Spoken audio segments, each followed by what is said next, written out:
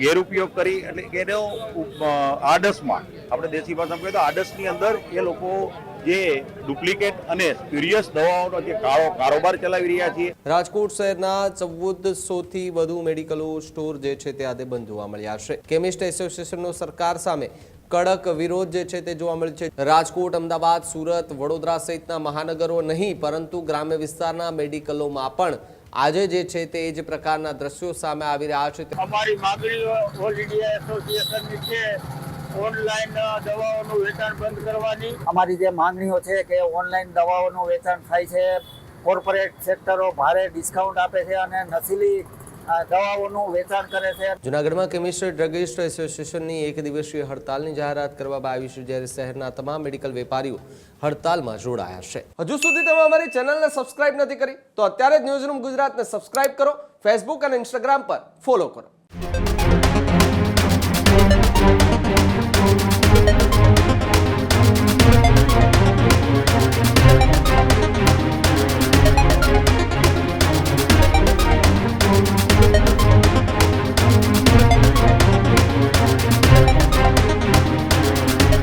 રાજકોટ બાદ જૂનાગઢમાં પણ જે મેડિકલ સંચાલકો છે તેમણે વિરોધમાં સમર્થન આપ્યું છે અને જૂનાગઢ શહેરના પણ અનેક મેડિકલ સ્ટોર આજે બંધ થયેલી હાલતમાં જોવા મળી રહ્યા છે।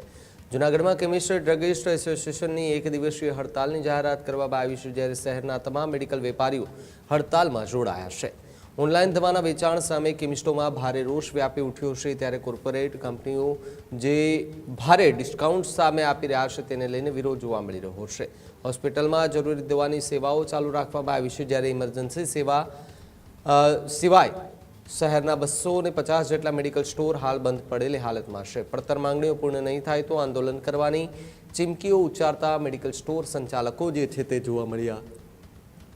ત્યારે રાજકોટ બાદ જૂનાગઢમાં પણ જે કેમિસ્ટ અને ડ્રગિસ્ટ એસોસિએશન છે તેમના દ્વારા હાલ તો હડતાલનું આયોજન કરવામાં આવ્યું છે અને મોટી સંખ્યામાં જે કેમિસ્ટ એસોસિએશનની આ સાથે જોડાયેલા જે લોકો છે તેઓ આ હડતાલમાં આવ્યા છે અને પોતાના મેડિકલ સ્ટોર બંધ રાખી અને વિરોધમાં જોડાયા છે।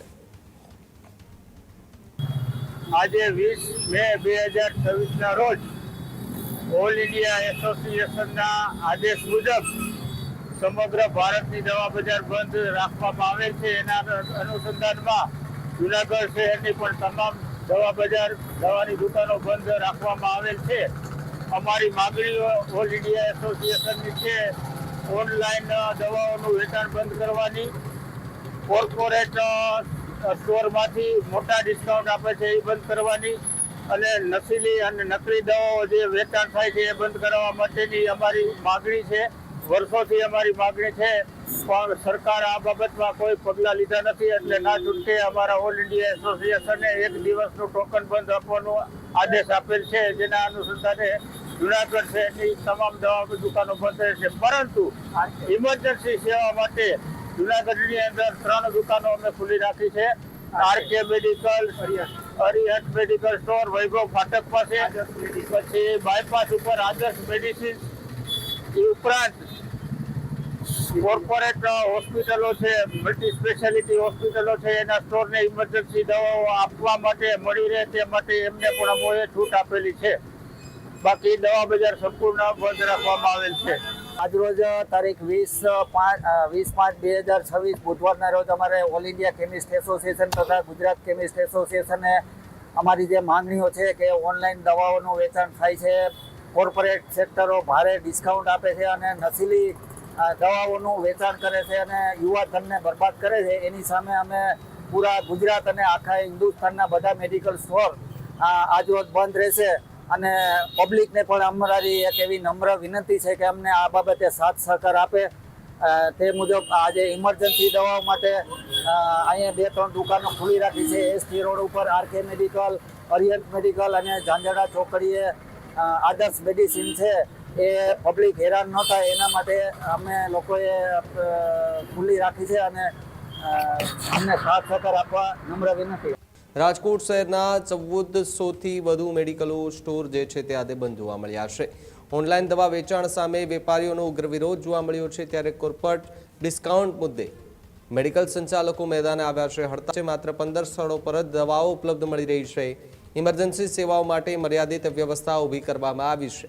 કેમિસ્ટ એસોસિએશનનો સરકાર સામે કડક વિરોધ જે છે તે જોવા મળ્યો છે. જો કે જાહેરાત 5 દિવસ પહેલા પણ કરવામાં આવી હતી કે માંગણીઓ જો નહીં સ્વીકારવામાં આવે તો મેડિકલ સંચાલકો છે તે 1 દિવસ માટે તમામે તમામ મેડિકલો બંધ રાખી અને વિરોધ નોંધાવશે. જો કે ઇમરજન્સી સારવાર માટે જે દવા જોઈતી હશે તે મળી રહેશે, પરંતુ જે પ્રમાણે આજે રાજકોટ, અમદાવાદ, સુરત, વડોદરા સહિતના મહાનગરો નહીં પરંતુ ગ્રામ્ય વિસ્તારના મેડિકલોમાં પણ આજે જે છે તે જ પ્રકારના દ્રશ્યો સામે આવી રહ્યા છે. ત્યારે સ્ક્રીન પર આપણે જે દ્રશ્યો દેખાઈ રહ્યા છે એ દ્રશ્યો રાજકોટ શહેરના છે કે જ્યાં લગભગ 1000 કરતાં વધુ મેડિકલ સ્ટોર જે છે તે હાલ બંધ થયેલી હાલતમાં જોવા મળી રહ્યા છે અને 1400 જેટલા મેડિકલોના આંકડાઓ મળી રહ્યા છે. ઓનલાઈન દવાના વેચાણ સામે ફરી એકવાર જે કેમિસ્ટ જે એસોસિએશન છે તે મેદાને જોવા મળી રહ્યું છે.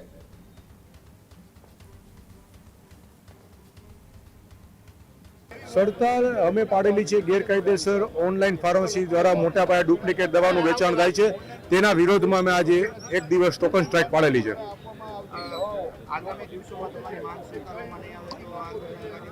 આગળના કાર્યક્રમોમાં અંદર અમે અચોક્કસ મુદત સુધી બંધ જશું અથવા તમારી દુકાનની ચાવી સરકારને આપી દેશું કે ભાઈ તમે લોકો દુકાન ચલાવો, અમારાથી આટલી બધી ડુપ્લિકેટ દવાની માર્કેટમાં દવાખાનું ચલાવી શકાય કન્ડિશન નથી.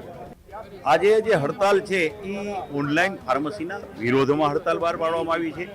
સરકારશ્રીને અવારનવાર રજૂઆત કરવામાં આવી છે. જે બે જીએસઆર 817 2018માં અને જીએસઆર 220 2020માં બહાર પાડવામાં આવ્યા હતા. જે કોરોના સમયે સંક્રમણ ન વધે એટલા માટે બહાર પાડવામાં આવ્યા હતા. પણ આ બંને જીએસઆરનો ગેરઉપયોગ કરી એટલે કે એનો આડસમાં, આપણે દેશી ભાષામાં કહીએ તો આડસની અંદર એ લોકો જે ડુપ્લિકેટ અને સ્પ્યુરિયસ દવાઓનો જે કારોબાર ચલાવી રહ્યા છે, આપણા દેશ બાંધવોના સ્વાસ્થ્ય સાથે જે ખિલવાડ કરી રહ્યા છે, આ ખિલવાડ તાત્કાલિક અસરથી બંધ થવો જોઈએ. કારણ કે વારંવાર ઓનલાઈન ડેપો ઉપરથી જ ડુપ્લિકેટ દવાઓનો જથ્થો પકડાય છે, જે કોઈ કાળે ચલાવી લેવાય નહીં. આપણા દેશ માટે કોઈ કાળે સારી વસ્તુ નથી. અને તદુપરાંત જે યુવાધન છે એને આસાનીથી નશાની દવાઓ છે એ ઓનલાઈન ફાર્મસી દ્વારા ઉપલબ્ધ થઈ જાય છે અને એ લોકો નશાના રવાડે ચડી અને બરબાદી તરફ ધકેલાઈ રહ્યા છીએ.